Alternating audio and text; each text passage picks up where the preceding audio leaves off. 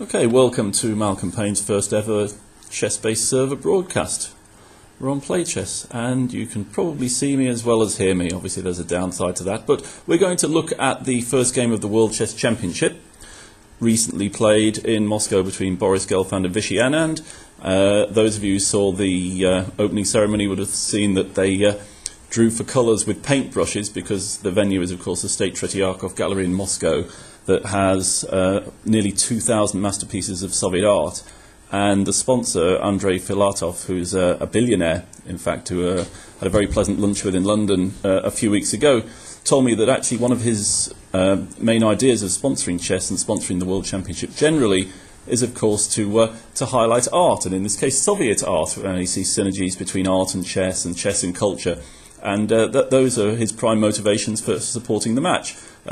Quite apart from that, of course, he's also, as some of you may know, an old friend of Boris Gelfand, and they actually studied chess at Minsk University together, which was very interesting. And those of you who read Chess Monthly magazine that I publish from London will have seen a few comments that Andrei Filatov made to me over lunch about what they studied at university, which is extremely interesting. But in the meantime, I'm sure you're really all very, very keen to have a look at what happened in Game 1. Now, Anand was white, and I think, well, we're about to see a little bit of a surprise.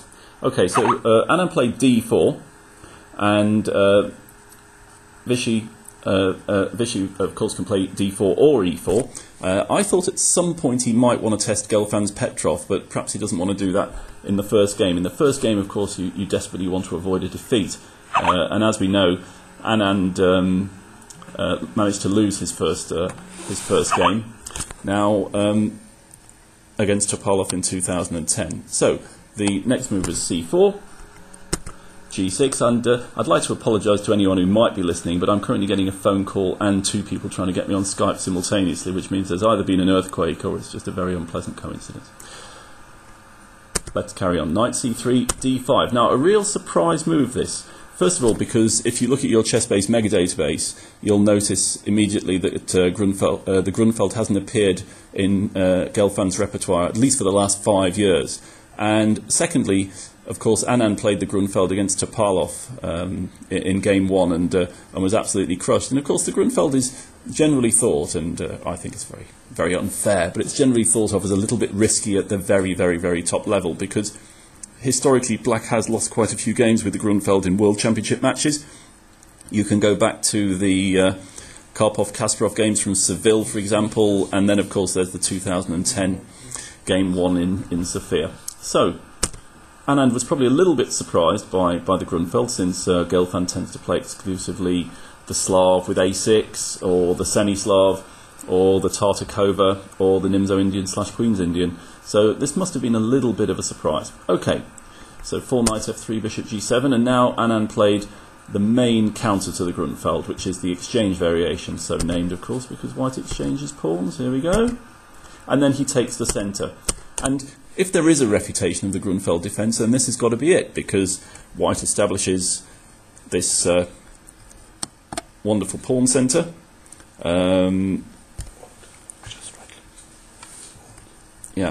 This wonderful pawn centre, and essentially, if Black doesn't do anything about that pawn centre, then White is just going to literally charge down the board and crush Black on the king side. So, okay. Under. There, just in between. A little bit higher. Yep, there. Okay, where should we? Alright, so Gelfand counted in the centre. Now the key square for Black, of course, in this variation of the Grunfeld is d4. If Black doesn't attack the d4 square, then White has complete freedom of action. And you'll notice that Black has a lot of ways of attacking the d4 square. He can move his knight to c6, he can put his bishop on g4. So there's a variety of ways that this square can come under a lot of pressure very, very quickly. Now the usual move in this position is 8 bishop e3 or 8 rook b1. Rook b1 is the trendy move, if you like, in recent... Well, 8 bishop e3, if we're going very current, is the current fashion. But 8 rook b1 was the move that actually turned 7 knight f3 into a series variation. When I wrote a book on the Grunfeld in 1979, 99% of the games went 7 bishop c4 as opposed to 7 knight f3. Knight f3 was considered to be a mistake because it allowed that pin that I've just pointed out. But then various players, one of whom a certain G. Kasparov, who played it against Nazis at the Malta Olympiad in 1980, discovered that actually rook b1 is a very, very good way of playing, and latterly Karpov played 8 bishop e3 and caused Gary some problems, and also Vladimir Kramnik caused Gary some problems with that move in 2000. So, in general, the exchange variation is the critical test, but not the move that Vichy played now, which really surprised me. Bishop b5 check. Now, that's been played plenty of times, but historically it's been thought of as a little bit of a grandmaster drawing line. It doesn't actually challenge black very much, or at least not in the way it's conventionally played. So that was a real surprise. Bishop e3 or rook b1 are the challenging moves here. So the best move for black is just to go knight c6, and that's what Boris did fairly quickly. And now there's a main line which we're not going to go through because it's really just a test, but normally I would go through it, which would be bishop e3, pawn takes pawn, pawn takes pawn, bishop g4. And essentially what happens in these positions is that white takes on c6, losing the 2 bishops, but black gets a weak c6 pawn, but black has enough pressure on d4 to hold the balance. And you can look in your chess base and find quite a few grandmaster draws in that line. Not an awful lot happens. Although there is one game which is worth looking at for historical interest, which is that Anand actually played Shirov as white in this line and achieved an advantage, but that was in a rapid game at Melody Amber, and Shirov didn't play the best moves. So Anand's just opted for safety. He's playing something that he's played before. He knows what he's doing, and I was expecting the game to be fairly peaceful. The next one, though, surprised me. d5. Now, the reason this move surprised me was because I had this strange feeling in the back of my mind that I'd seen it before, even though it's a very, very rare game. And then I realised why I'd seen this move before. It's because I'd actually played it myself. Only it was 30 years ago at least, and my recollection of it isn't perfect. But I do recall, as a young player making his way in the game, trying to get his first IM norm, unsuccessfully I might add, I played a tournament in Manchester called the Benedictine International. Now, Benedictine is... but the Benedictine is named after, obviously, the Benedictine monks who make something called the Benedictine liqueur, which is extremely nice. And the company Benedictine used to sponsor this tournament in Manchester. It was held in Manchester University. And it usually happened, I think, directly after the Lloyds Bank tournament, if I remember well. But it's 30 years ago, so it might have been before the Lloyds Bank tournament. And what they used to do in advance of the tournament, before the first round, was they used to give you a lovely little bottle of Benedictine liqueur. Now, it may be because I'd drunk too much of these that I actually played this move 9d5. And I remember I played it against the Hungarian Grandmaster Ferentos. And when I went d5, I did it because I hadn't seen knight c6 in such detail. Remember, this is before the age of computers, before the age of the internet. And I think the only book I had was the Grunfeld Defence by Bill Hartston, which is a great book. I just thought, well, maybe d5's a move. And of course, without computers, it doesn't look like a bad move. So I played it. And I was quite surprised when Ferentos played exactly what Gelfand played. He played Queen a5. And I went into a half-an-hour think at that point, and I played Rook b1, which is also what Anand played. And it's at this point, I'm afraid, that my memory runs out, but okay, it's not really that important what happened in one of Malcolm Pein's games 30 years ago, but it was just a bit of a surprise to see this variation. And I'm telling you the anecdote, if only to show you and to demonstrate to you what a rare variation this actually is. I mean, I don't think this move's been played at the top level. Which makes you wonder whether or not this was some preparation that Vichy caught Boris in. However, as we'll soon see, black doesn't seem unduly troubled. Now, I'm pretty sure that Ferentos played bishop takes c3 check now against me and beat me. Boris played a6, which also seems to just equalise. Bishop takes knight, pawn takes bishop. And now if we look at this position, black's got c3, he's got a2. He's not worried about dx takes c6 because, frankly, that pawn can be recaptured at any time. I mean, if white captures that pawn on c6, how's he going to protect it? So you'd have to feel this position was okay for black, but there is a little bit of venom. Castles, an excellent move. Now, those of you who know anything about 8 rook b1 will recognise a move like that. What white's saying is, look, I've got the centre, and now I must strive for the initiative. So take my pawns. Take all of them. So Anand has to choose which one to take. He grabbed the a-pawn. Now, when you sacrifice a pawn like an a-pawn in these sorts of positions, you've got to bear in mind that if black manages to stay on the board for another 50 moves, then this a6 pawn might eventually become a queen. So you have to be a little bit careful. You have to be sure that you've got some compensation, that you've got some initiative. Now, she went rook b2, attacking the queen. Of course, his rook was on prise. Queen a5, and now d6. Now, white must disrupt the black position. If white doesn't do something, black will castle, and then he'll have the 2 bishops and an extra pawn.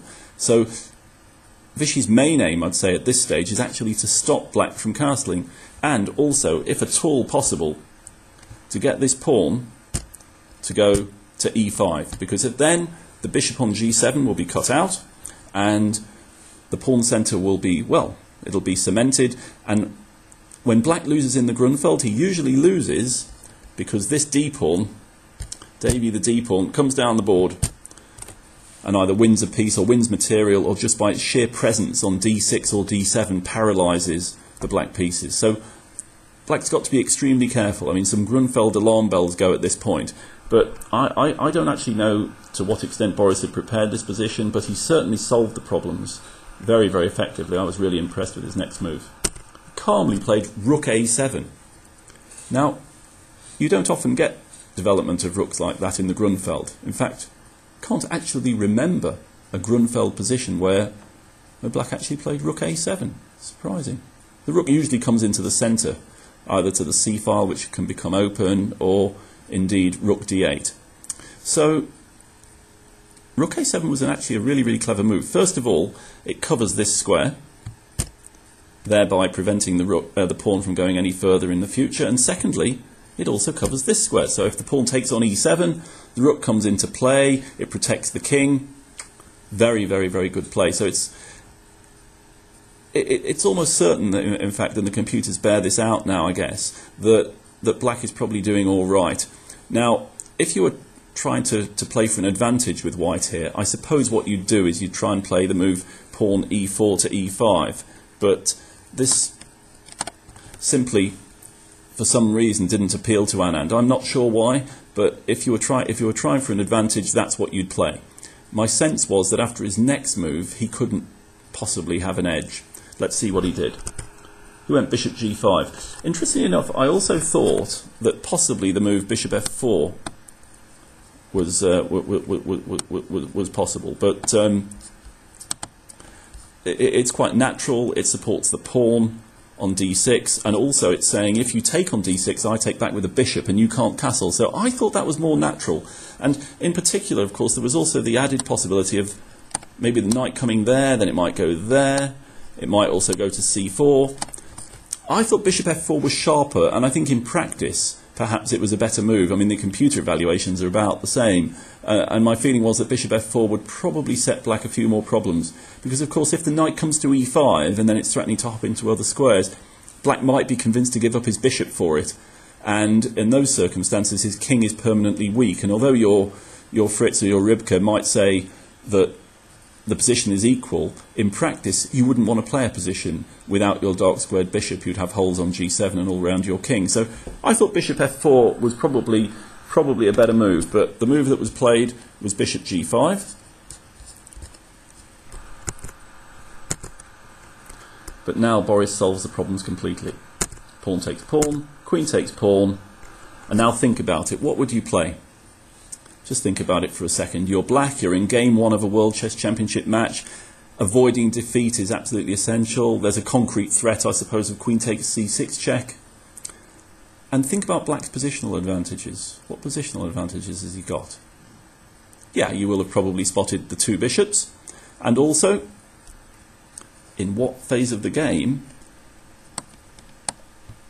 is a weak, isolated pawn like that quite handy? Well, of course, it's the endgame, because in the endgame, it's a pass pawn.